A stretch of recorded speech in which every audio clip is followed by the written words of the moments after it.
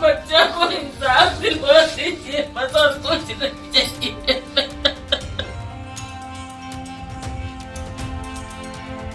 हाल ही में पत्नी के आरोपों से तंग आकर अपनी जिंदगी को खत्म करने वाले अतुल सुभाष का मामला अब एक नए मोड़ पर पहुंच गया है। मामले में लगातार नए खुलासे हो रहे हैं, लेकिन इसी बीच अतुल की पत्नी निकिता सिंघानिया के पूर्व वकील रमेश सिंह सोलंकी ने एक बड़ा और नया खुलासा मामले में किया है। उन्होंने कहा कि मुझे उस वक्त लगा कि वो फर्जी मुकदमा दर्ज करवाने की कोशिश कर रही हैं, इसलिए उन्होंने निकिता की वकालत छोड़ दी।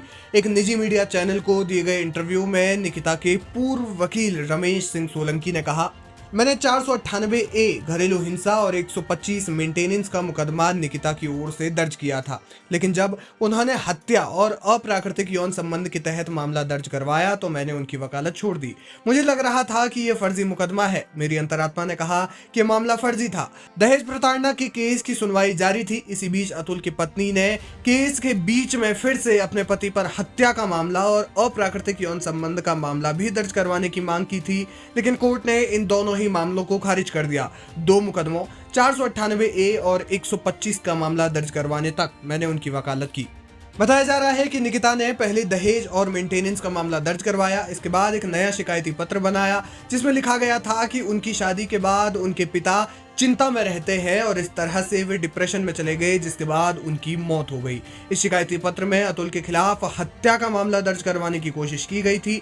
इसके साथ ही अप्राकृतिक यौन संबंध की धारा को भी जोड़ने की कोशिश की गई थी, लेकिन ये दोनों मामले अदालत ने खारिज कर दिए। आपको बता दें कि गुरुवार को बेंगलुरु पुलिस जौनपुर में अतुल की पत्नी के घर पहुंची। पुलिस अतुल के ससुराल पहुंची और जब उन्हें उनके घर पर कोई नहीं मिला तो पुलिस ने एक नोटिस चस्पा कर दिया। इसके बाद पुलिस निकिता के दूसरे घर रोहट्टा में जा सकती है। बताया जा रहा है कि पुलिस ने मामले में बयान दर्ज करवाने के लिए निकिता और उसके परिवार को 3 दिन की मोहलत दी है।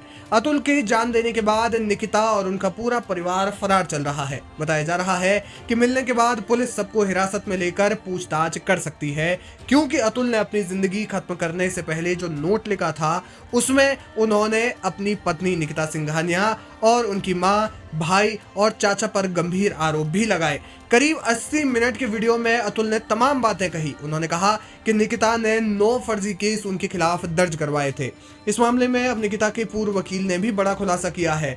उन्होंने कहा कि मुझे नहीं पता कि यह मामला फर्जी है या नहीं, लेकिन मुझे लगा कि मुकदमा फर्जी है, इसलिए मैंने उनका केस छोड़ दिया। इस मामले के बाद अतुल सुभाष को न्याय दिलाने की मांग भी तेजी से हो रही है। जगह जगह पर लोग अतुल को न्याय दिलाने की मांग कर रहे हैं। इसी बीच सुप्रीम कोर्ट में इस मामले के बाद एक जनहित याचिका भी दायर की गई है।